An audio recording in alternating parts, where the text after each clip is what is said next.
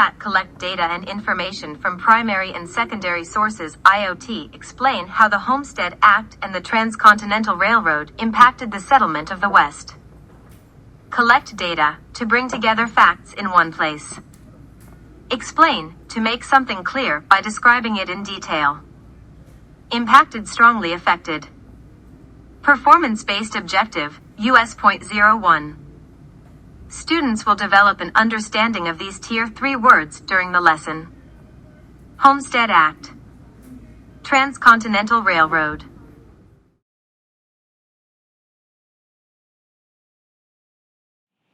Identify main ideas.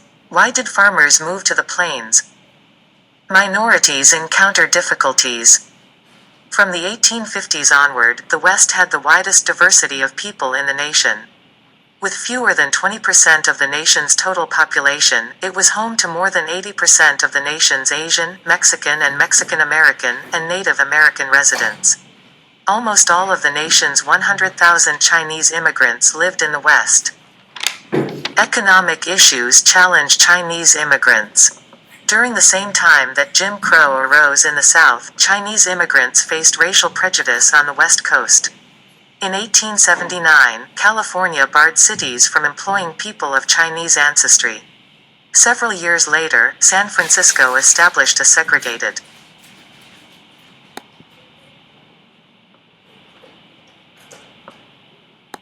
Oriental school. Elsewhere, mobs of whites attacked Chinese workers, saying they had taken white jobs. Congress responded to these attacks by passing the Chinese Exclusion Act in 1882, which prohibited Chinese laborers from entering the country. Brave Chinese immigrants challenged discrimination. Sam Songbo questioned why he should support a fundraising drive to build the Statue of Liberty. That statue represents liberty holding a torch which lights the passage of those of all nations who come into this country, Bo wrote in a letter published in American Missionary in 1898. But are the Chinese allowed to come? As for the Chinese who are here, are they allowed to enjoy liberty as men of all other nationalities enjoy it? Chinese immigrants also turned to the federal courts to protect their rights, but with mixed results. In 1886, in the case of Yik-Wo versus Hopkins, the U.S. Supreme Court sided with a Chinese immigrant who challenged a California law that banned him and other Chinese from operating a laundry. In 1898, the court ruled that individuals of Chinese descent, born in the United States, could not be stripped of their citizenship. Yet the court upheld the Chinese Exclusion Act and several other discriminatory measures. Land ownership proves. On June 30th, 1885, as the fundraising campaign for the pedestal of the Statue of Liberty finally began to pick up speed, a letter appeared in the pages of the New York Sun.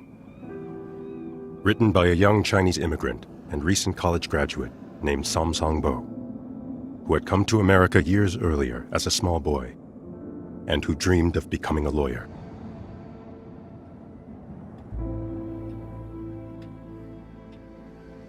Sir, a paper was presented to me yesterday for subscription among my countrymen toward the pedestal fund of the Statue of Liberty.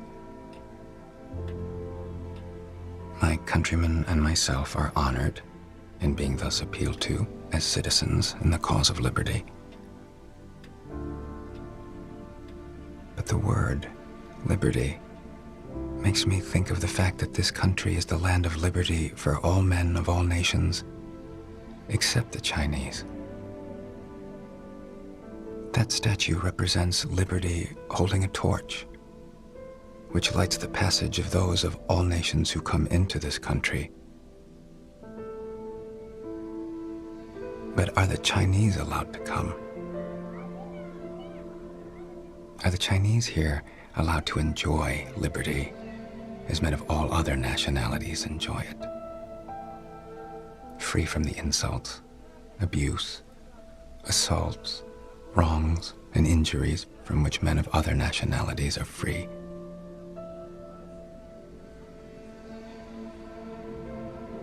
By the law of this nation, a Chinaman cannot become a citizen.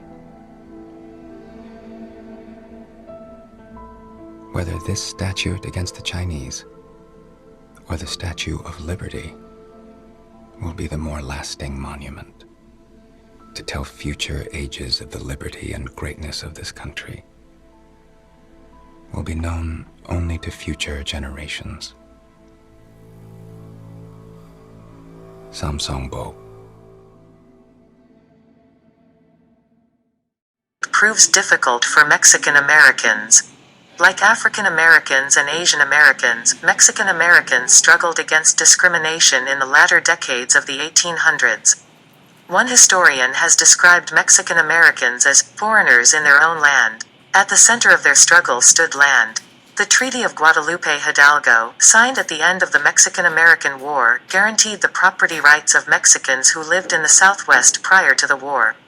Still, 4 out of 5 Mexican Americans who lived in New Mexico lost their land, as did Mexican Americans in other southwestern states.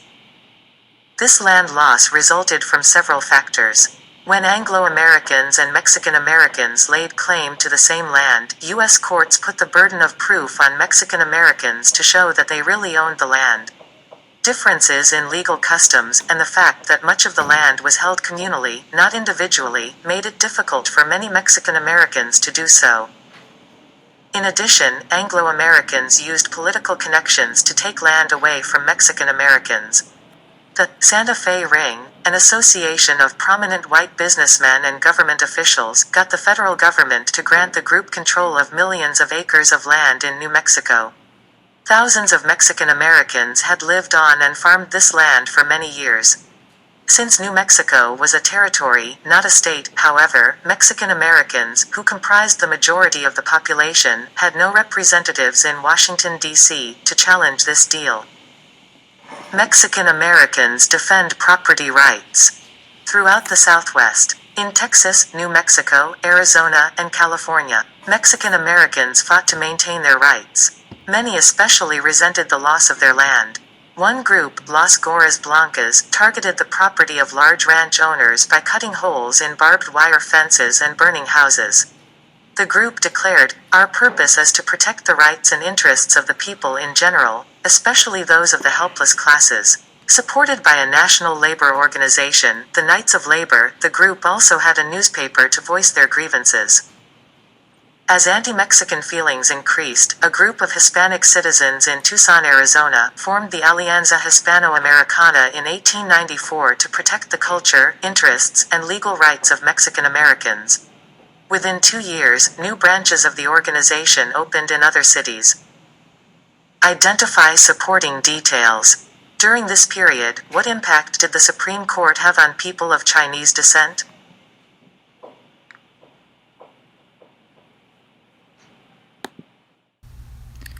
It's early March, 1890. In Vegas, baby! No, not that Vegas, but Las Vegas, New Mexico. One late evening, a large group of men on horseback, some with guns, galloped through the town of Las Vegas with white hoods on their heads to hide their identities. They rode through fields, cutting up barbed wire fences built by ranchers to close in their cattle. They destroyed 3 miles of newly constructed railroad, and they burned down mountains of hay that ranchers had to feed their cattle. They rode around the town, eventually making it to the city plaza, where they posted these flyers everywhere with the heading, Nuestra Plataforma, which means our platform in Spanish. These flyers basically said who these anonymous horsemen were and why they were causing so much destruction. They said that their purpose was to protect the rights and interests of the people, especially those of the helpless classes. They wrote that they wanted the Las Vegas grant settled, and that they wanted no land grabbers to interfere. "We will watch them," they wrote. They finished off with, "Be fair and just, and we are with you. Do otherwise, and take the consequences," signing it Las Gorras Blancas, which means the white hoods in Spanish, by the way. 1,500 strong and growing daily. The consequences were already quite clear to the townspeople, who'd been witnessing the enormous group's property destruction for over a year. But also, though, wait a sec. Who were these guys? Were they scoundrels, or were they badasses? What was the Las Vegas grant, and who were land grabbers? Let's work our way back from here. We're in New Mexico, 1890. But New Mexico isn't a state yet. That happens in 1912. The land belongs to the United States, though, who won it in the Mexican-American War in 1848, which ended with the Treaty of Guadalupe Hidalgo.